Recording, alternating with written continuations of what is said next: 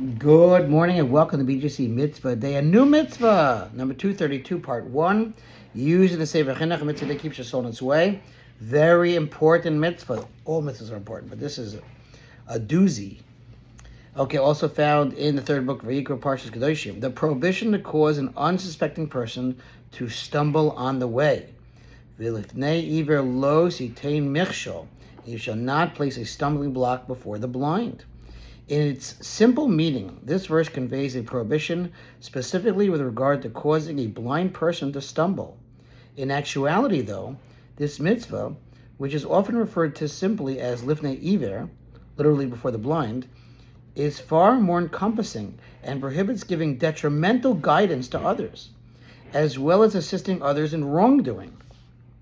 Says the footnote, in fact, it is a matter of dispute whether actually placing a physical stumbling block before a blind person is included in the prohibition at all. Wow.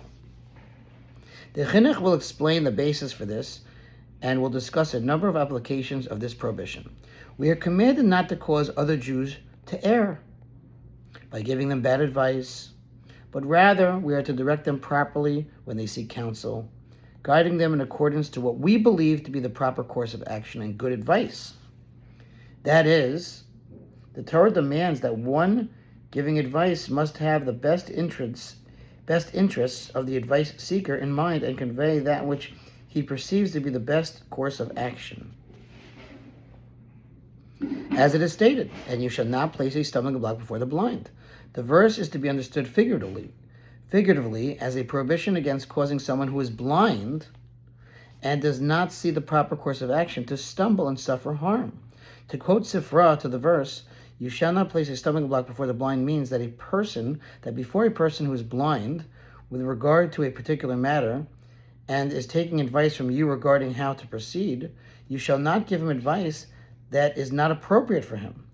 As an illustration of a circumstance in which one violates this prohibition, the sages of blessed memory said, a person may not say to his fellow, quote, sell your field and buy a donkey when he's giving this advice only because he covets the field.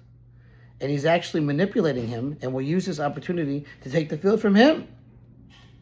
Says the footnote, one who does this would also be subject to the prohibition of coveting and desiring what belongs to his fellow, which was Mitzvah 38 and will be also connected to Mitzvah 416.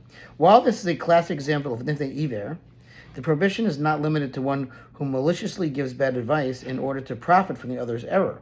Rather, as is clear from other examples cited by Sifra, it includes giving any advice that is guided by something other than the best interests of the advice seeker. All right, let's stop here to sponsor a future Mitzvah 36 100 for the gold. Have a wonderful rest of your day.